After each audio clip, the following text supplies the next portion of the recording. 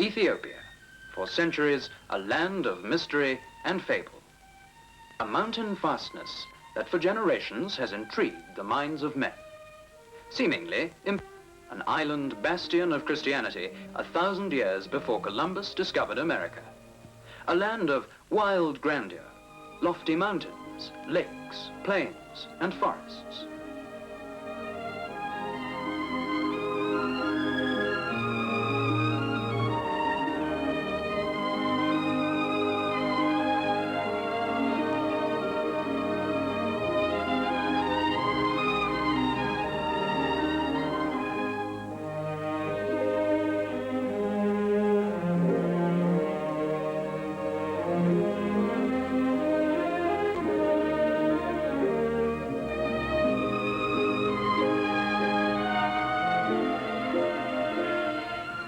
It was here, from Axum, about 3,000 years ago, that the Queen of Sheba set forth on her journey to Jerusalem and her meeting with King Solomon that was to establish a legend and a dynasty. These giant monoliths symbolize the period where history began and legend slips away. 15 centuries later, and Axum became the gateway through which Christianity reached the Ethiopian nation.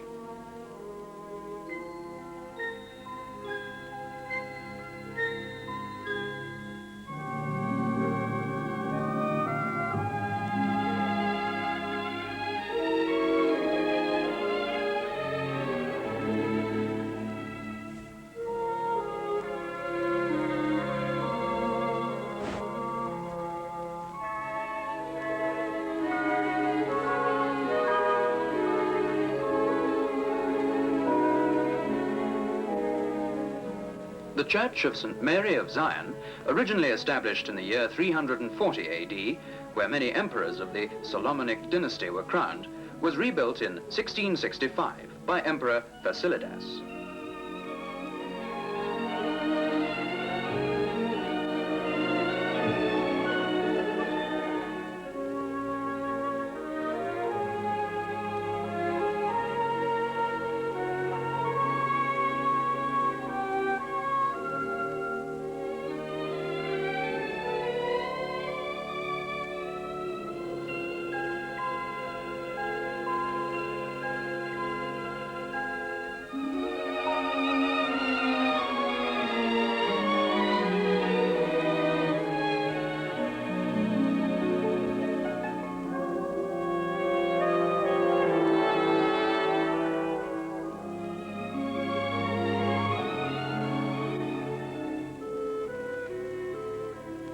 A truly ancient African capital, where today regal vestments and crown jewels are reminders of past glories.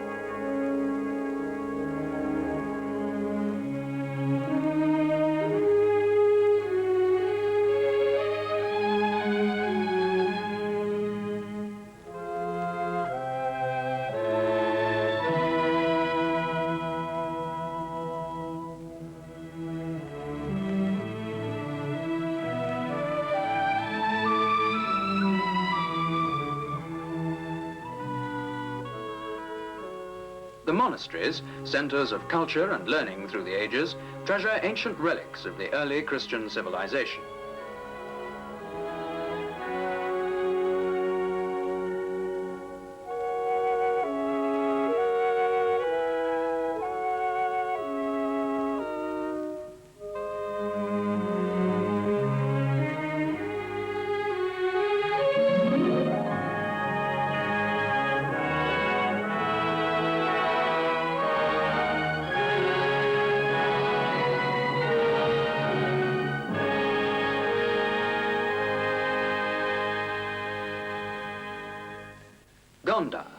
towers, battlements, and churches, impressive reminders of a golden age.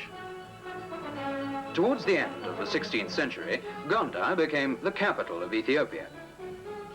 These surroundings, steeped in history, provide a fitting background for the traditional Coptic ceremony of Timkat, commemorating the baptism of Jesus Christ.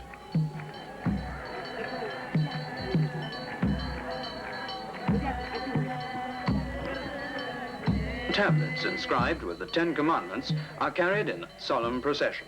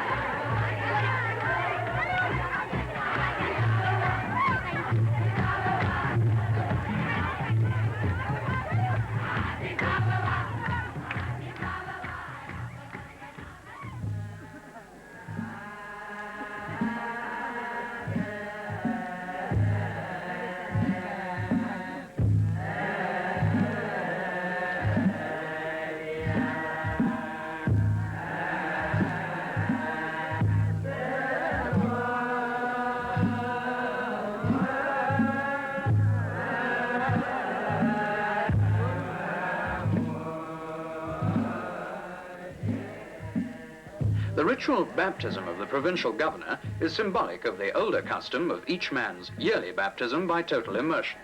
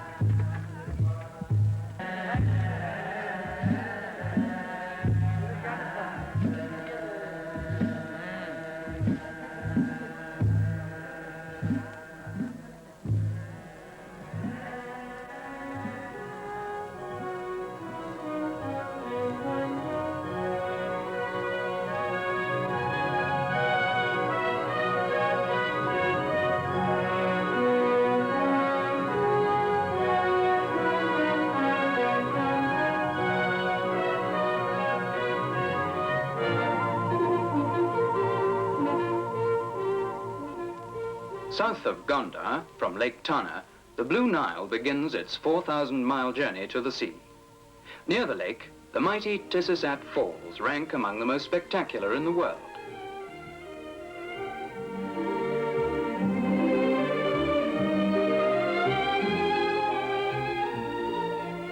By a remarkable freak of nature, this enormous mass of water passes through a chasm only a few feet wide.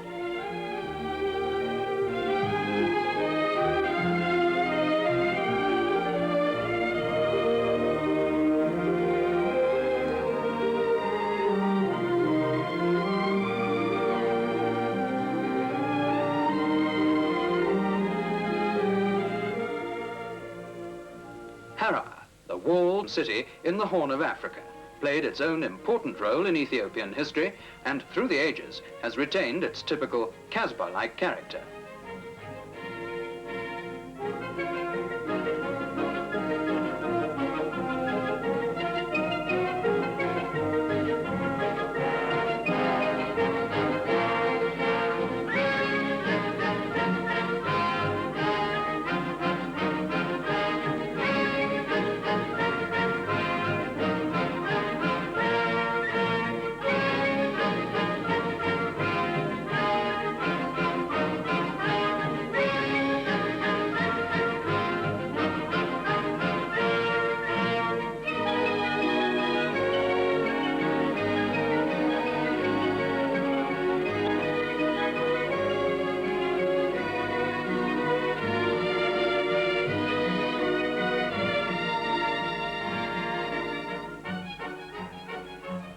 There is a saying, hyenas eat the devil, so it is provident to care for them, the better to pursue their purpose.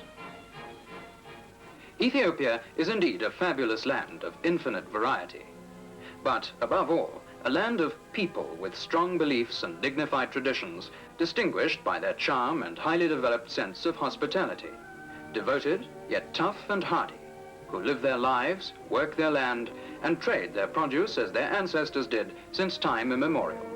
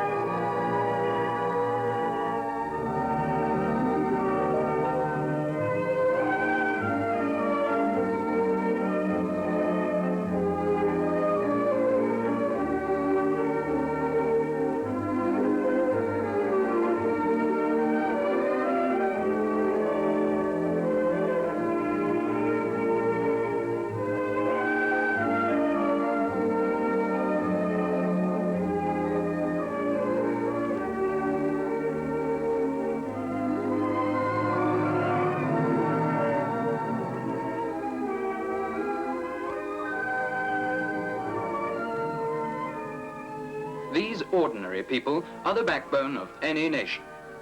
Here he is a farmer, tilling the land as his forefathers before him, bringing up his family with quiet dignity and purpose.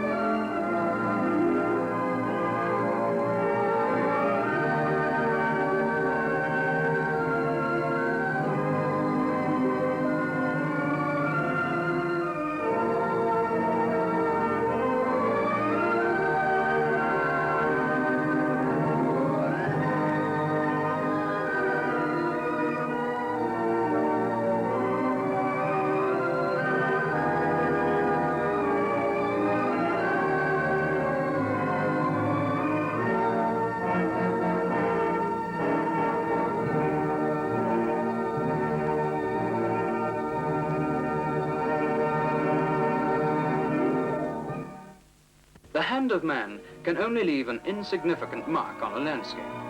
But a triumph of modern engineering like this great new bridge across the headwaters of the Blue Nile is a token of present-day trends.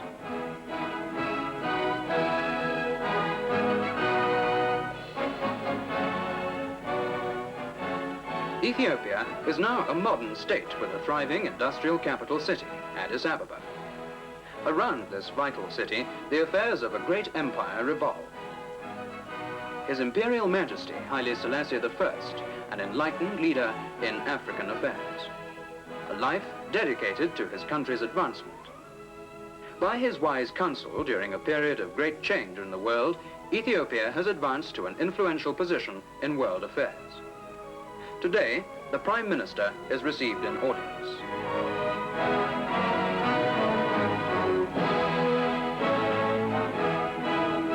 One of the few old buildings in modern Addis Ababa, the palace of Emperor Menelik II, where the imperial lions roam in the garden.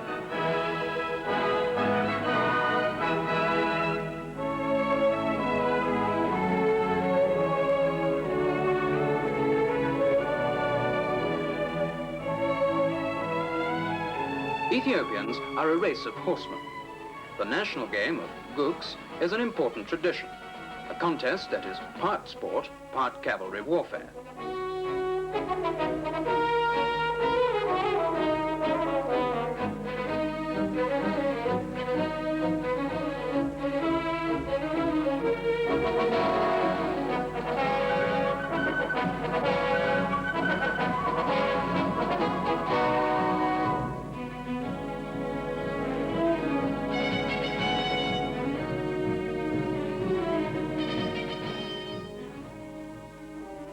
Africa Hall, the new symbol of African unity, a subject close to the heart of His Imperial Majesty.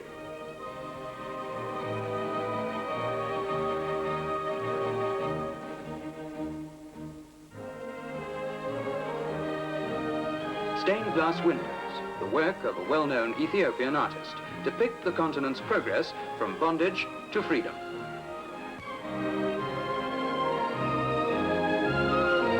Addis Ababa, cultural, artistic center and seat of learning, with its changing skyline, reflects the increasing tempo of the nation's development. New buildings to house new enterprises, banks, schools, shops, hospitals, factories, to lend effect to Ethiopia's development plan, which calls for industrialization.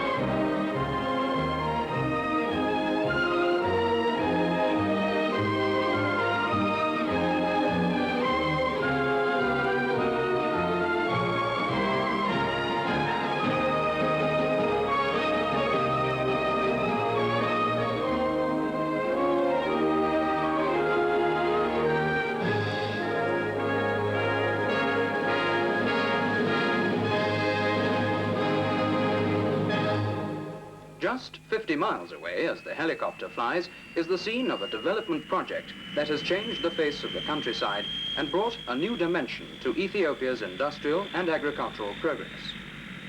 A truly Ethiopian undertaking with a substantial Ethiopian participation.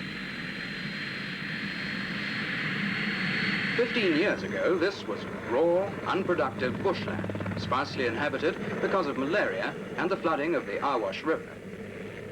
Here, in the Wanji Plain, a transformation has taken place. Where formerly wild beasts roamed, orderly fields of sugarcane now grow. Where once a few families scratched a precarious living, a flourishing community of some 30,000 people experience new prosperity and happiness. All this was not easily accomplished. It was a gigantic task that took years of patient planning. Far away from Ethiopia, a great assembly of technical stores, supplies, and specialized equipment was readied for shipment to Wanji. Above all, trained, experienced technicians were recruited for service in Ethiopia. New skills and techniques have been introduced by Dutch technicians. They came here to do and to teach.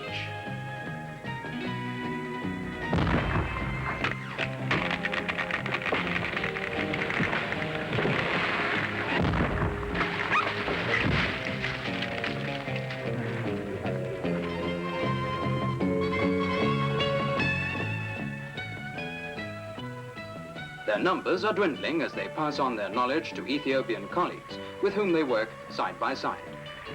Already there are Ethiopian engineers, chemists, agronomists, and more managerial personnel. The scraping, ploughing, subsoiling, planing, and ridging make the earth ready for planting the sugarcane.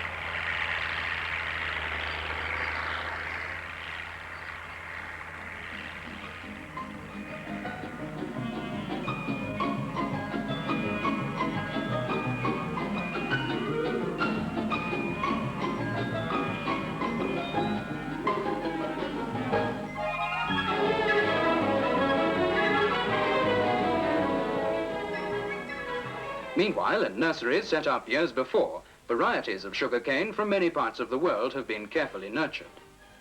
The full-grown cane stalks are chopped into short pieces and chemically treated before planting.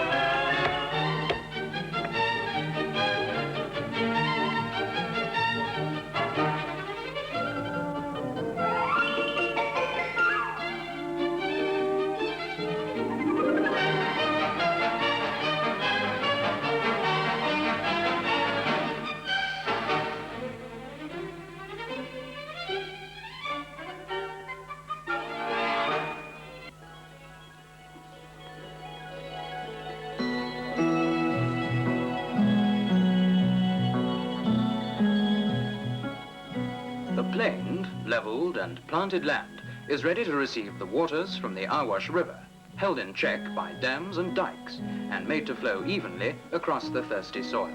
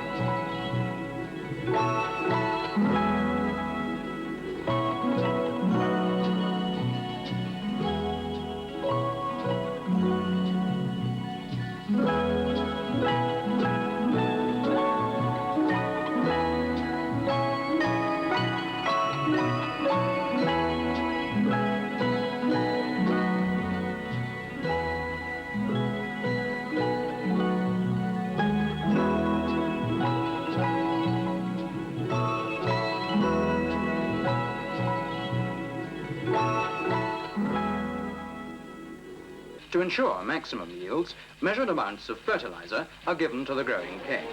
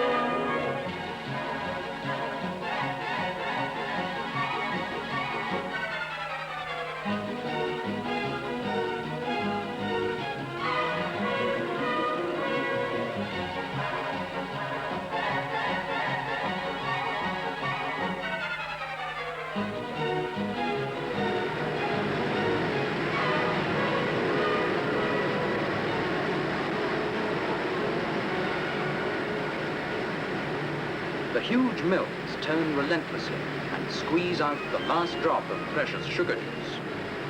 Complicated processes repeated over and over again clean, clarify, and concentrate the juice from which the pure white crystalline sugar of Wanji is made.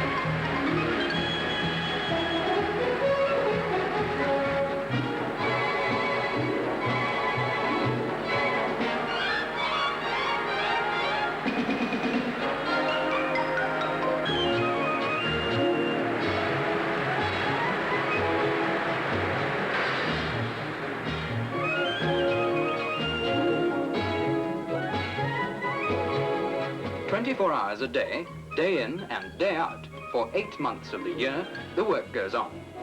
Maintenance engineers in field and factory are always busy in keeping the wheels turning smoothly.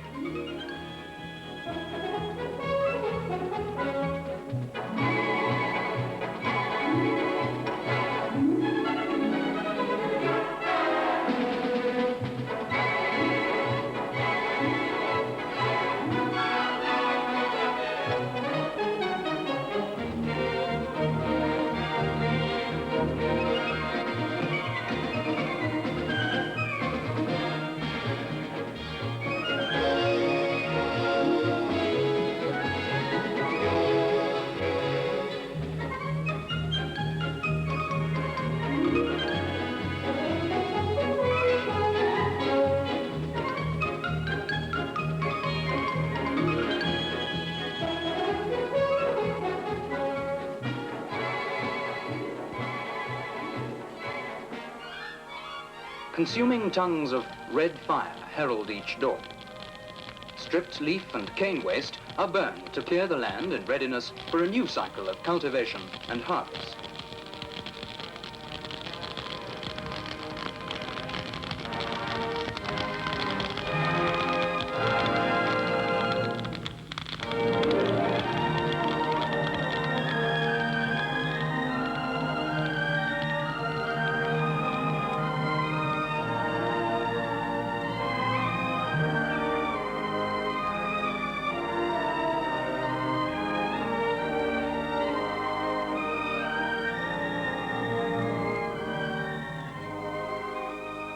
Every citizen of the country benefits from this great, expanding enterprise, but none more than those that live and work at Wanji and Shoa.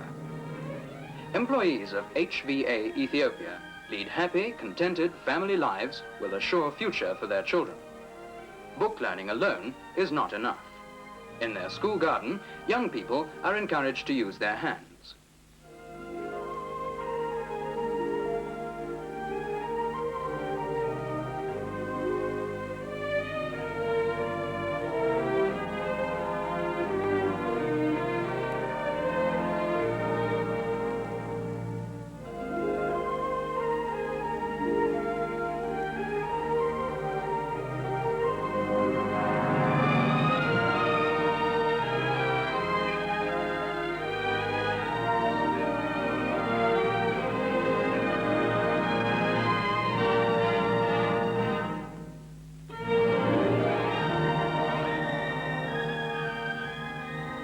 Neat rows of houses, shops, schools, hospitals and clinics, sports fields, clubs and social centres are provided by the company. In fact, a large town has grown up with all the facilities expected in a modern community.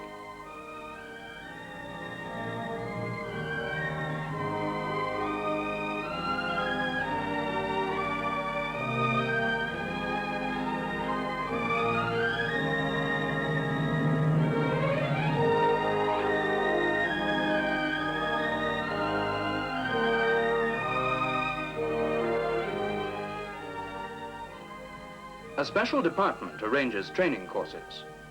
Promising young men are sent overseas to acquire specialized knowledge, qualifying them for responsible posts in the company.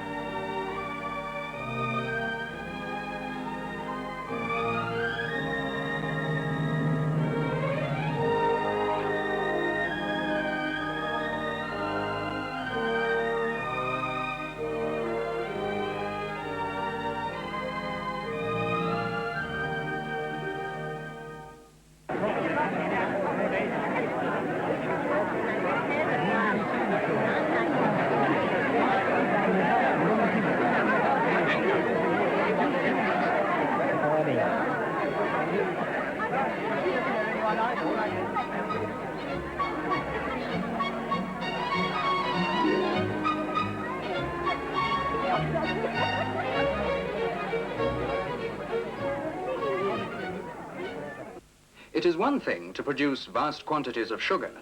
It is another to deliver it to the farthest corners of the empire.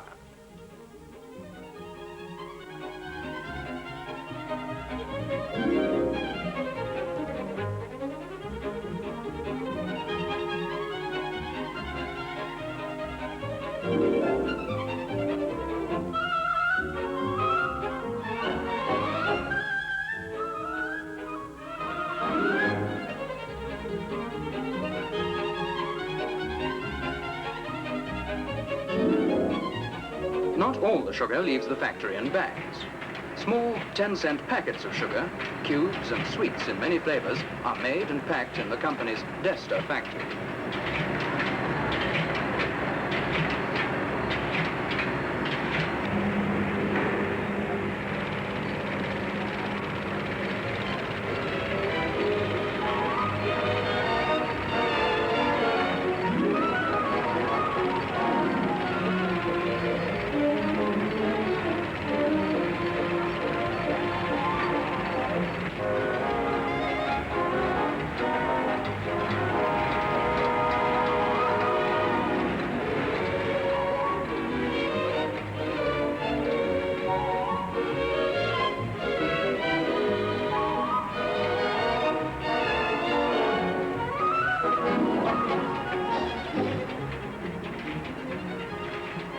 Where formerly a journey took weeks and even months, 1G sugar now reaches remote places in a matter of days.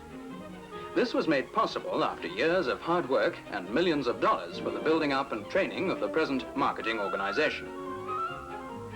Now the sugar starts to roll, by truck and rail, first to Addis, then to the main depots, and from there to the 250 agencies. Beyond the end of the road, the camels or donkeys take over.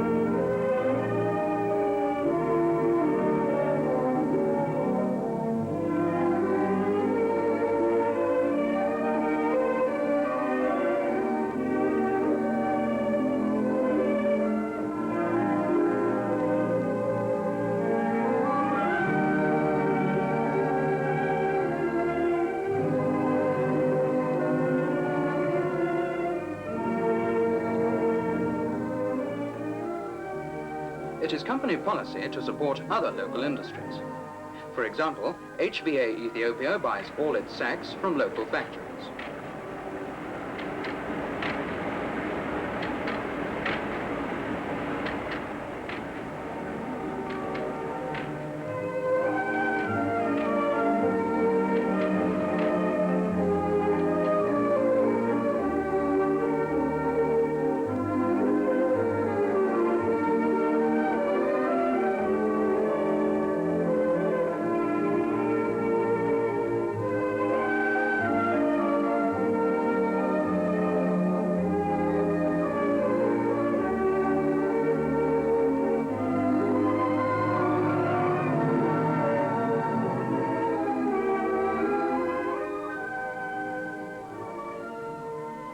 Over a few short years, a great new Ethiopian industry has been built up, with far-reaching plans for continuing expansion.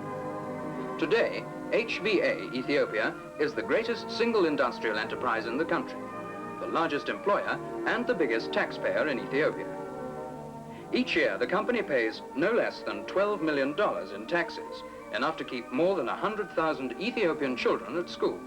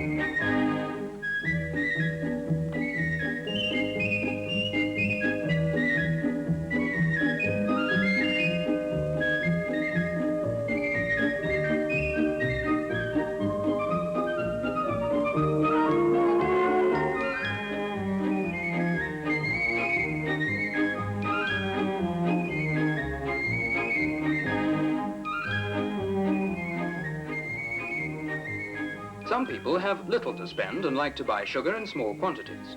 Some, too, are suspicious that the shopkeeper may cheat them. HVA was first in Africa to introduce a small, sealed, transparent pack. There is no doubt now that the customer gets good, clean sugar in the right amount and at the right price. These retail packs have encouraged increased consumption, and now more than 8 million are sold each month.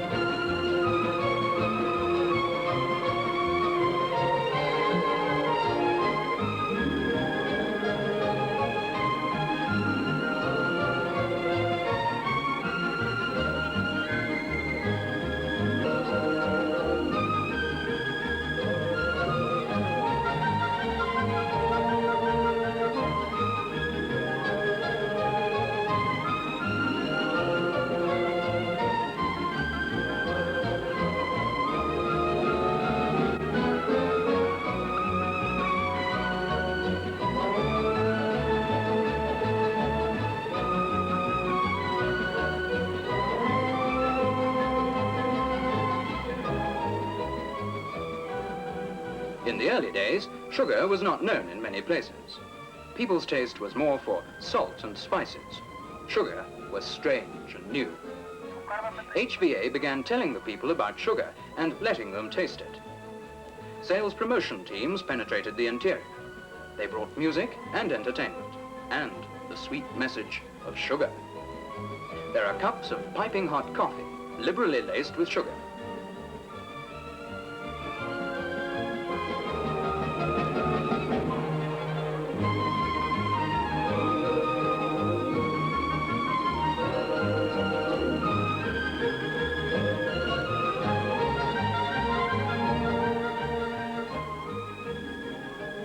For the children, there are sugar cubes and Desta sweets. Millions of pamphlets were printed and distributed widely, especially in schools. The red elephant was adopted as the symbol of Wanji sugar and soon appeared throughout the land.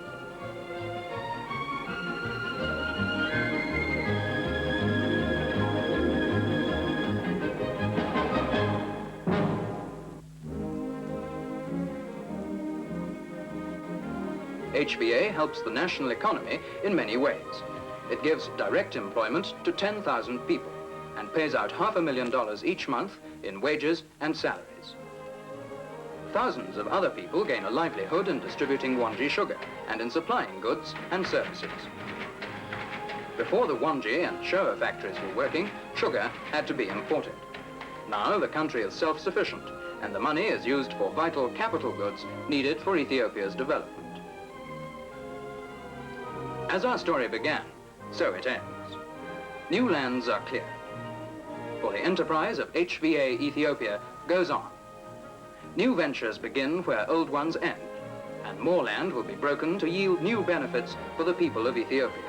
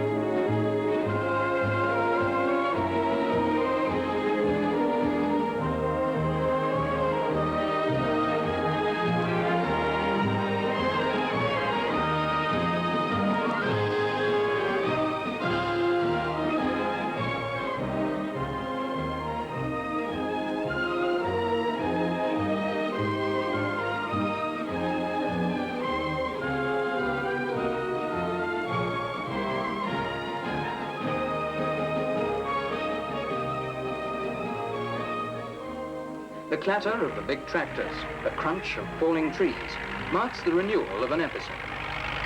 Today, throughout the country, the sugar of Wanji is known and welcomed, bringing health and nourishment to millions, furthering the expanding economy of the nation.